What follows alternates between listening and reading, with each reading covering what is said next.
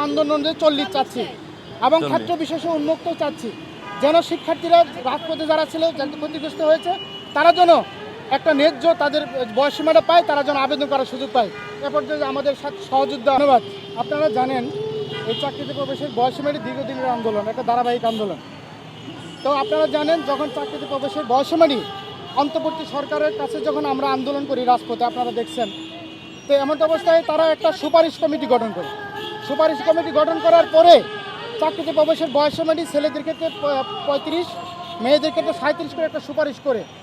এমন অবস্থায় একজন ছাত্রনেতা সার্জিস আলম, যাকে আপনারা চিনেন, সে প্রবেশের বয়সীমাটি 32 করে দেওয়ার জন্য ফেসবুকে স্ট্যাটাস দেয়। তখন ছাত্র প্রতিনিধি ছিল ক্ষমতার কাছাকাছি, সরকারের কাছে বারবার বলি, যেহেতু একটা সুপারিশ করেছে, অন্তত সুপারিশের বিষয়টা অন্তত রাখার জন্য আমরা সরকারের কাছে চাপ প্রয়োগ করি।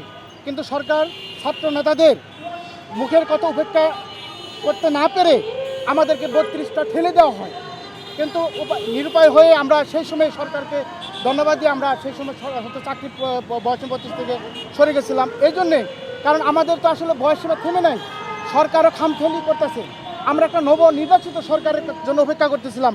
ইতিমধ্যে আমরা সেই নবনির্বাচিত সরকারের কাছে আমরা এই আবেদনটা করার জন্য আজকে আপনাদের সামনে উপস্থিত হয়েছি।